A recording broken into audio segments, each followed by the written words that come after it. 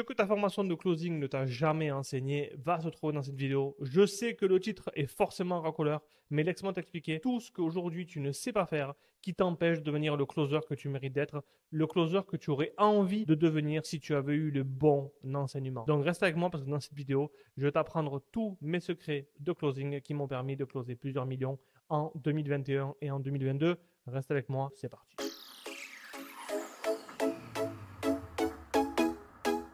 Déjà, il faut que tu saches que le closing n'est pas ce qu'on t'a vendu dans les grandes lignes. Alors, désolé, tu ne pourras pas travailler d'où tu veux et quand tu le veux, même s'il y a quand même une liberté géographique qui est proposée. Mais si on te dit que sans patron sur le dos, pour moi, c'est le plus gros des mensonges parce que si tu ne veux pas avoir de business à proprement parler et closer des leads des autres, ben, les autres te fournissent des leads. Tu as quand même des comptes à leur rendre. C'est quand même une hiérarchie que tu dois avoir. C'est un partenaire business, oui, mais tu dois leur rendre des comptes sur qu'est-ce qui s'est passé dans les appels qui t'ont confié parce que les appels ne sont pas traduits. Et dis-toi que non, les appels ne sont pas des gens prêts à acheter avec leurs cartes qui vont tomber dans ton agenda. Ça, c'est une sacrée légende urbaine. Ça n'existe pas. Sache que tu auras des objectifs à atteindre et ces objectifs sont des objectifs chiffrés. Donc, tu vas devoir atteindre des KPI, des indicateurs clés de la performance. Et ces KPI sont fixés normalement par l'entreprise dans laquelle tu travailles. Et normalement, je dis bien normalement parce que les entrepreneurs aujourd'hui découvrent un petit peu les rouages de business de la vente, surtout au milieu infopreneuriat. Et ce que je te dis aujourd'hui, c'est que ces KPI sont calculés de façon normale avec un taux de close moyen, un nombre de calls moyen. Et en fait, on ne veut pas te fixer des objectifs qui ne sont pas atteignables.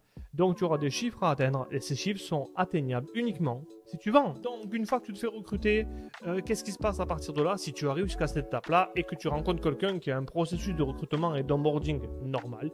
Tu vas passer par une phase d'apprentissage qu'on appelle en anglais ramp up. C'est le moment où on va te préparer à prendre un calendrier d'appels. Si tu es chanceux que tu arrives jusque-là, bravo. Si tu rencontres une belle entreprise, bravo. Mais c'est le moment où tu vas devoir sortir toute ta palette de commercial 3.0 et à l'intérieur de cette palette, tu vas retrouver différents éléments comme tes performances commerciales, comme tes tracking et ton job admin et comme ta performance et ton suivi de performance. Donc, on plonge immédiatement dans les chiffres. Quand on dit phase de ramp-up, c'est la phase dans laquelle tu dois passer de 0 à héros. En fait, de 0 au KPI. Normalement, les entreprises ont un processus pour t'amener au KPI qu'ils veulent.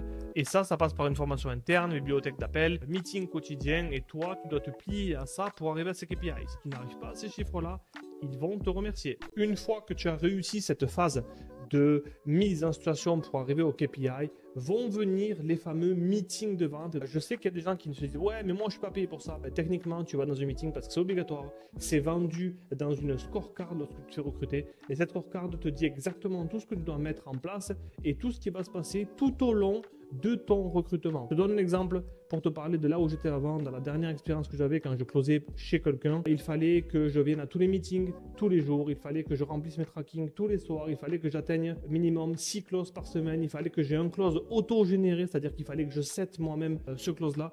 En fait, ce sont des conditions juste pour rester dans l'équipe. Donc, on en est au meeting. Le meeting sert à deux choses. Un, donner de l'énergie et surtout faire les trainings nécessaires par rapport aux événements qui se sont passés la veille sur lesquels on a besoin d'aide. Donc voilà pourquoi les meetings sont si importants. La qualité d'une culture d'entreprise dépend de la qualité de ton meeting. 3. Le job admin.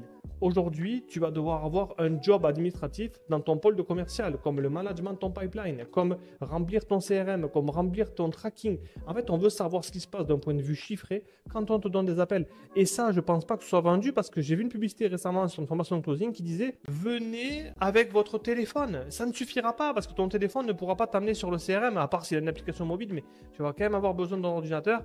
Et surtout, si on te dit sans patron sur le dos, comme j'ai dit tout à l'heure, tu n'as pas de patron, mais tu as quelqu'un à qui rendre des comptes. Et enfin, une fois que tu as fait ce job admin-là, tu vas être payé à la performance. Ici, on fait de la vente. Donc, tout ce qui est éthique, bienveillance, oui.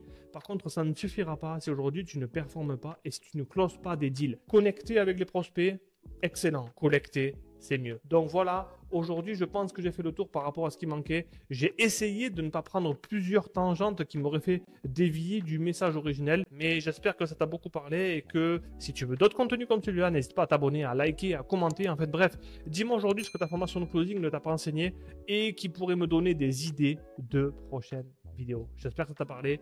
À très vite. Ciao, ciao.